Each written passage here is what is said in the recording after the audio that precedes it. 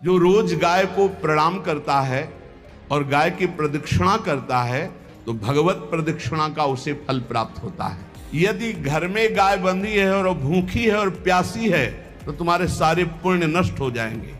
गौ का बहुत बड़ा महत्व वर्णन किया गया धर्म शास्त्रों में। यहां तक कि जब कोई ऋषि नाराज होता था तो आगे गाय करके जाया जाता था तो क्षमा हो जाती थी। गाय को देखते ही वो क्षमा कर देते थे।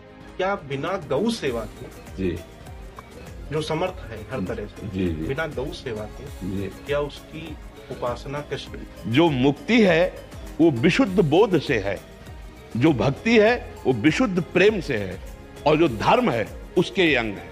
हाँ, ये धर्म के अंग है। ये बात है।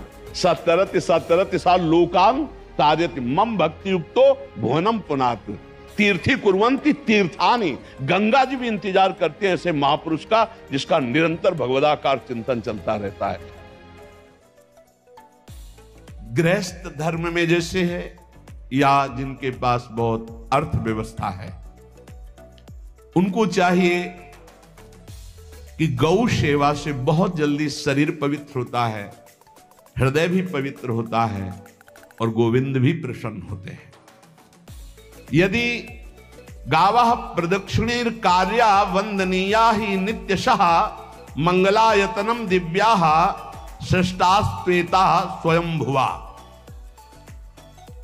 यदि गाय घर में पाली जाए या गौशाला खोली जाए और गौओं की सेवा की जाए, जिनके पास अर्थ है, भाव है, भगवान स्वयं श्री कृष्ण चंद्र जी ने गौ सेवा स्वीकार की, गौवें चराई। गौओं की परिक्रमा करने से, जैसे आप प्रभु के बिहारी जी के मंदिर की 4 परिक्रमा करें तो जो फल आपको मिलेगा वही गाय की 4 परिक्रमा कर ले तो आपको प्राप्त हो जाएगा। गौ की प्रदक्षिणा से, गावः प्रदक्षिणी कार्या वंदनीया ही नित्यशः, जो रोज गाय को प्रणाम करता है और गाय की प्रदक्षिणा करता है तो भगवत प्रदक्षिणा का उसे फल प्राप्त होता है।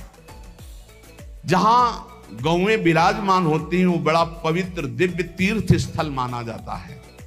गौएं जहां विराजमान रहती, गौशाला में भजन करे तो कई गुना बढ़कर के प्राप्त होता है। स्वयं ब्रह्मा जी ने गौओं को दिव्य गुणों से विभूषित बनाया है। अप्यागाराणि विप्राणाम देवतायतनानि च यद गोमयेन शुद्ध्यंतिम किम ब्रूमो हृदिकम ततः। गाय के गोबर से जहां लेपा जाता है वहां जिस देवता का आवाहन करोगे वही देवता आकर विराजमान हो जाएगा। अपवित्र भूमि में भी यदि गाय के गोबर का लेप कर दिया जाए तो परम पवित्र मानी जाती है। गाय बहुत पवित्र, जहां वो बैठती है, जहां वो मूत्र त्याग करती, गोबर त्याग करती, वो स्थान तीर्थ तुल्य पवित्र माना जाता है। भगवान जब गाय के पीछे पीछे चलते तो गोरज उड़कर उनके मस्तक पर विराजमान होती, उनके मुखार बिंद पर विराजमान होती। बाल गोविंद के अनिष्टों को दूर करने के लिए गाय के पूंछ को उनके ऊपर से झाड़ा देती थी मैया। जब गुरुमंत्र वैदिक सिद्धांत से दिया गया था पहली बार तो पंचगव्य पिलाया गया था। गोमूत्रम गोमयम क्षीरम दधि सर्पिस्तथैव च गवाम पंच पवित्राणि पुनंत सकलम जगत। कितना भी बड़ा पापी हो, अगर पंचगव्य पिलाया जाए तो वो वैदिक मंत्रों को स्वीकार करने लायक हो जाता है, पवित्र हो जाता है। पंचगव्य में 5 चीजें गाय की होती है। गाय का मूत्र, गाय का गोबर, गाय का दूध, गाय का दही और गाय का घी, ये 5 मिलाकर पंचगव्य पिलाया गया था। पहली बार जब वैदिक मंत्र दिया गया था तो पंचगव्य बनवाया था गुरुदेव भगवान ने संन्यास, और वो पिलाया था। ये पंचगव्य पिलाने से अपवित्रता का नाश होकर पवित्रता का संचार होता है।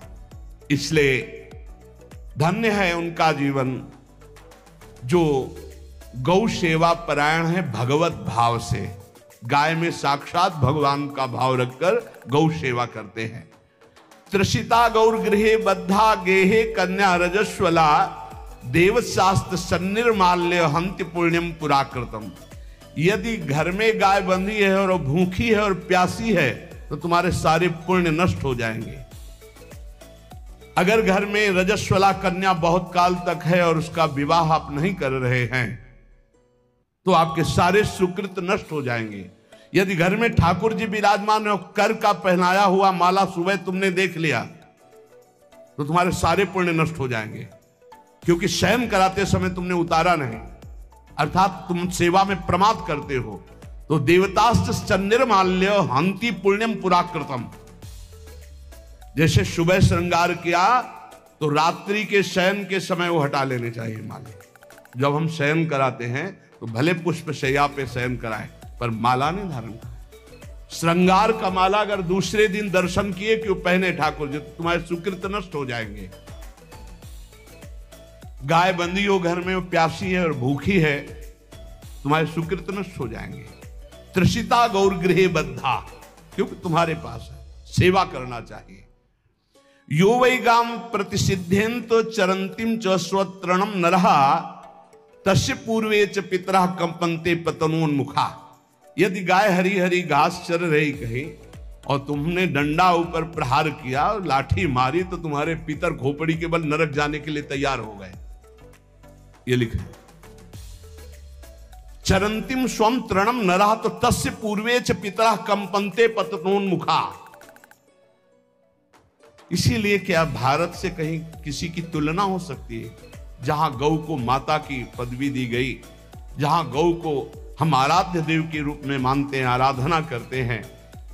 गौ रक्षा, गौ सेवा, ये बहुत बड़ा इसमें छुपा हुआ है। स्वयं भगवान अवतरित होकर गौ जब गाय के रूप में पृथ्वी रमाती तो भगवान का अवतार हुआ है।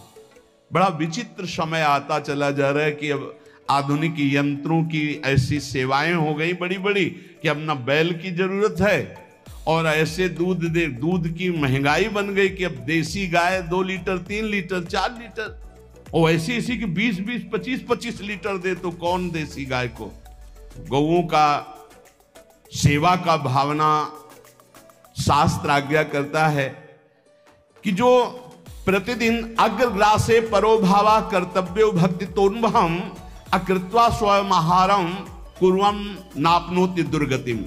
जे ही तुम्हारे गृहस्थ में घरों में पहले होता था, अब तो भगवान जाने, जे ही पहली रोटी तवा में गई तो वो निकाल करके पक्की रखी जाती थी गौग्रास के लिए, पहला रसोई में। तो इसमें लिखा प्रतिदिन स्वभोजनम, पहले स्वयं भोजन न करके गाय के लिए ग्रास निकालना चाहिए। तो जिनके पास अर्थव्यवस्था जो गृहस्थ धर्म में है या जिनके पास अर्थ है, कुछ रोज 1 रुपया निकालो। हम कह रहे रोज निकालो तो महीने में 30 रुपया होते, 30 रुपया में एक गाय को हरी घास तो एक टाइम पवा ही सकते हो ना, बहुत नहीं है तो 1-1 रुपया निकाल के अगर एक गाय को चारा दोगे तो एक बार का भोजन तो हो ही सकता है। 30 रुपया में हरी घास जाकर के उसके दावा एक बार तो पवा दोगे ना। अग्रग्रासे परोभावा कर्तव्य भक्ति तोन्वहम, भक्ति पूर्वक गाय को 1 ग्रास भोजन में 1 रोटी तो निकालना चाहिए गाय के लिए, ऐसा शास्त्र आज्ञा कहता है। जो ऐसा करता है तो अकृत्वा स्वयमाहारम कुर्वन् नाप्नोति दुर्गतिम, अपने आहार से 1 रोटी निकालकर गाय को देता है और स्वयं 3 रोटी भले पाले 1 रोटी गाय को दे दी तो बोले उसकी दुर्गति नहीं होगी, अर्थात उसके अंदर भाव बढ़ता चला जाएगा वो भगवान की भक्ति में। और तेनाग्नयो हुता सम्यक पितरश्चापि तर्पिताः देवास्त पूजितास्तेन यो ददाति गवान्हिकम।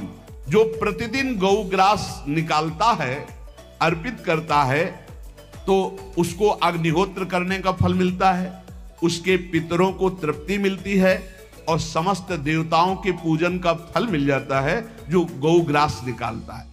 यो वै ताड्यते यष्ट्याधेनुम मर्त्यो विमूढ़धि, जो मूर्ख मनुष्य, जैसे अब गाय दूध नहीं दे रही, मार डंडे डंडे मार रहे हैं, इंजेक्शन लगा रहे हैं, ऐसे वैसे कर रहे हैं, उसको ताड़ना दे रहे हैं, तो बोले जो मूढ़ बुद्धि मूर्ख मनुष्य, यो वै ताड्यते यष्ट्याधेनुम मर्त्यो विमूढ़धि, वो गाय को लाठी से मारता है, डंडे से मारता है, हाथों से मारता है, तो धर्मराजस्य नगरेशा याति करवर्जिता।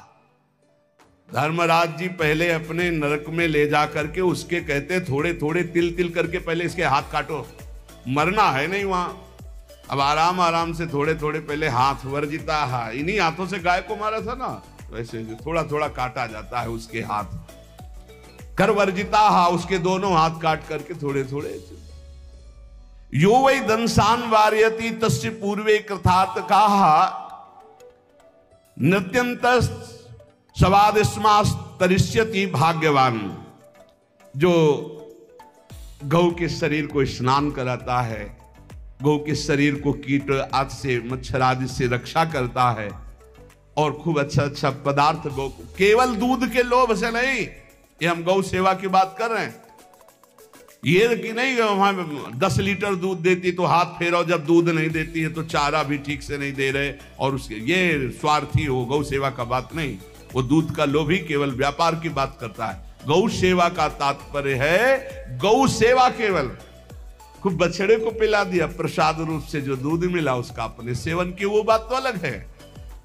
अब बछड़े को तो जरा सा केवल पिन्हाने के लिए कर दिया, और खूब सारा दूध लीटर में नाप करके जा रहा है, और उस समय तक तो खवाओ पियाओगे ही खूब अच्छे से, उसके बाद जब दूध देना बंद किया तो उसका आदर सत्कार खत्म, खोल के बाहर ऐसे वो प्लास्टिक खाते घूम रही है, तो ये गौ सेवा नहीं मानी जाएगी, वो स्वार्थ पूर्ति मानी जाएगी।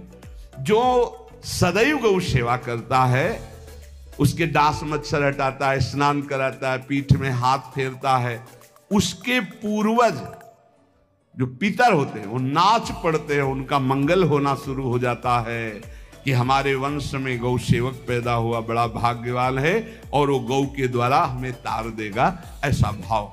गौ सेवा हमारे सनातन धर्म में बहुत बड़ा स्थान गौ सेवा का है। पर एक बात ध्यान रखें, इन सब सेवा का फल है भगवान के चिंतन में निरंतर वृत्ति डूब जाए, हमारी एक एक वृत्ति एक एक क्षण भगवान के चिंतन में डूब जाए। अगर नहीं तो हम आपको उत्तर दे रहे हैं, क्या महाराज नृग जैसा कोई गौ सेवक हुआ है दानी? भागवत में पढ़ लेना, करोड़ करोड़ गायों को, करोड़ों गौशालाएं थी, एक दो नहीं, इसलिए कह रहे हैं करोड़ों शब्द कि आप उसको कहीं ज्यादा ना समझें।